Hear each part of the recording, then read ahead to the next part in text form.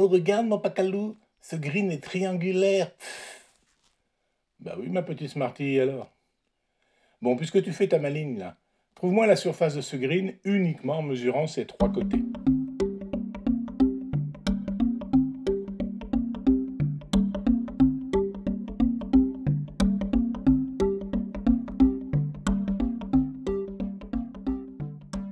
Alors, ma petite Smarty? Bon, alors voici la méthode. Donc je mesure d'abord les côtés en faisant des pas d'environ 1 mètre. Je trouve 30 mètres de ce côté, 25 ici et 19 ici. Et maintenant, et tout simplement, j'applique la formule de Héron. La formule d'un oiseau? Pfff. Non, Héron, un grec ancien, et il n'y a pas de tapon ici. Alors la formule s'écrit surface du triangle au carré, c'est égal à S que multiplie S moins A, que multiplie S moins B, que multiplie S moins C, où S est donc la surface, petit s c'est le demi-périmètre, et puis A, B et C sont les trois côtés. Alors on va commencer par calculer S. S c'est 1 demi de 30 plus 25 plus 19, et ça nous donne 37. Si maintenant j'applique dans la formule de Héron, S au carré, grand S au carré, ça fait 37 que multiplie 37 moins 30, que multiplie 37 moins 25, que multiplie 37 moins 19. 37 moins 30, 7. 37 moins 25, ça fait 12. Et 37 moins 19, ça fait 18. Donc si je multiplie ces quatre valeurs, 37 fois 7 fois 12 fois 18, j'obtiens 55 944. Mais ça, c'est la surface au carré. Il faut donc que je prenne la racine carrée de 55 944 et ça donne environ 236. Donc le green fait environ 236 mètres carrés. C'est un bien grand green.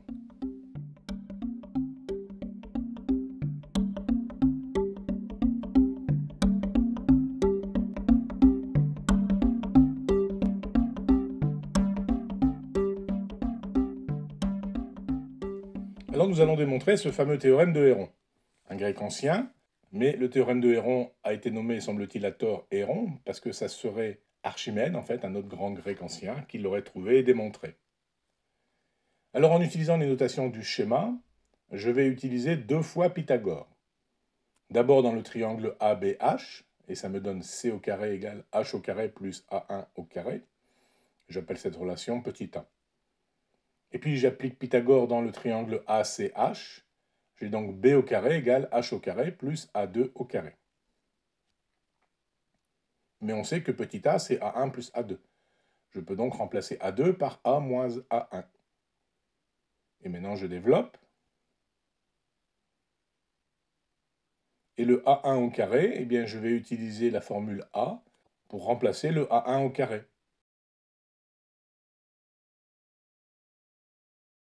Alors les H au carré s'éliminent.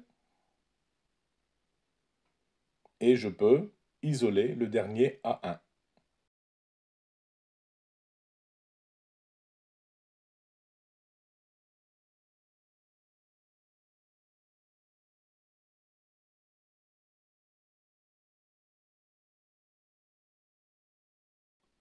Maintenant que j'ai calculé A1, je le réinjecte dans la formule petit a. Et j'obtiens C au carré égale H au carré plus B au carré moins A au carré moins C au carré le tout au carré, que divise 2A au carré. Alors je bouge un petit peu les termes d'un membre à l'autre pour isoler H au carré à gauche. Je multiplie par 4A au carré des deux côtés. Et maintenant, je factorise 4A au carré C au carré en disant que c'est 2AC le tout au carré. Et maintenant, je vais utiliser l'identité remarquable. A au carré moins B au carré, c'est A plus B, facteur de A moins B.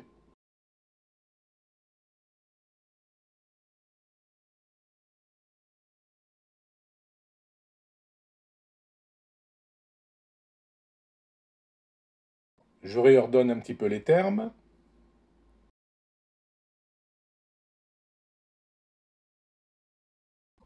Et je vois que là, A au carré plus B au carré plus ou moins 2AB, c'est égal à A plus ou moins B, le tout au carré. J'applique à nouveau deux fois l'identité remarquable a au carré moins b au carré égale a plus b facteur de a moins b.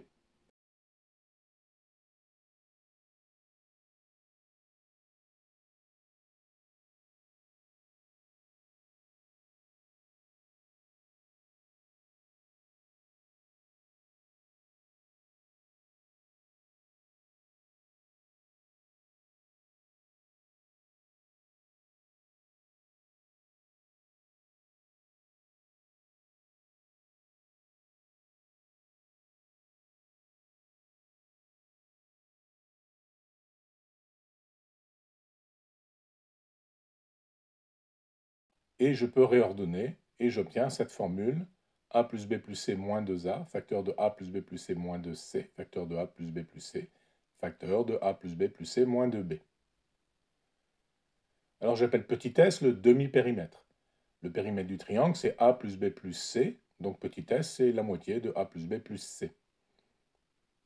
Du coup, je peux remplacer tous les a plus b plus c par 2s, et je peux factoriser les deux, en les sortant des parenthèses. Alors j'ai 4 d'un côté et 16 de l'autre. Donc si je divise par 16 des deux côtés, il me reste un quart à gauche. Je prends maintenant la racine carrée des deux côtés,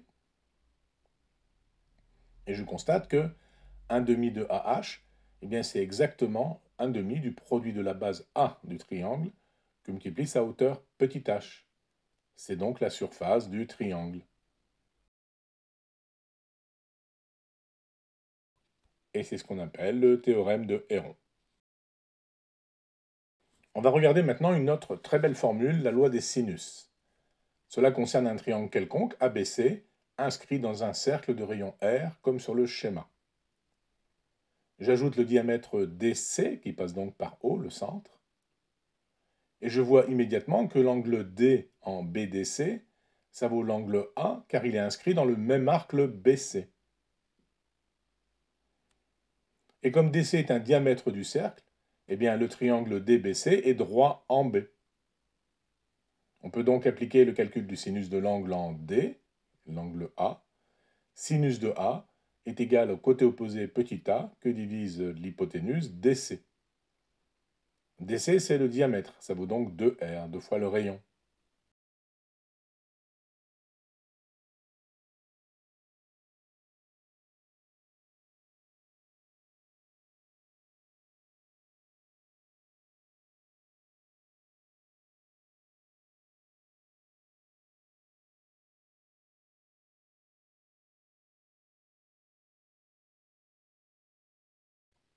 Et tout ça, à la fin, donne A sur sinus A est égal à 2R.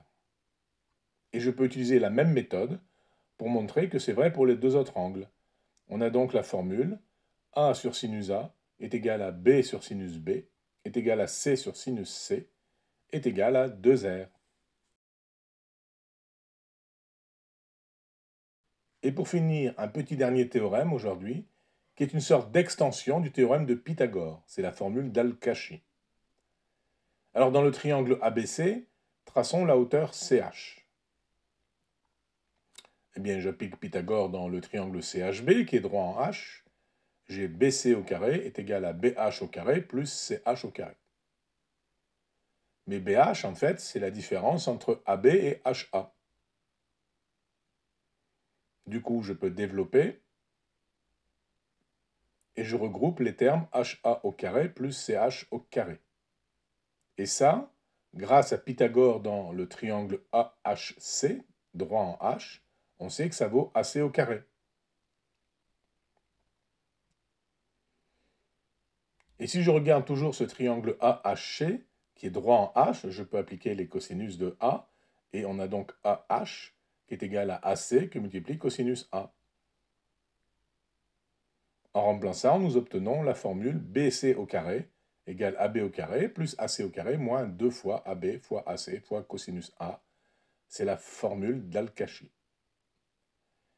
Et on voit que c'est bien une extension de Pythagore. Car si je transforme l'angle pour obtenir un angle droit en A,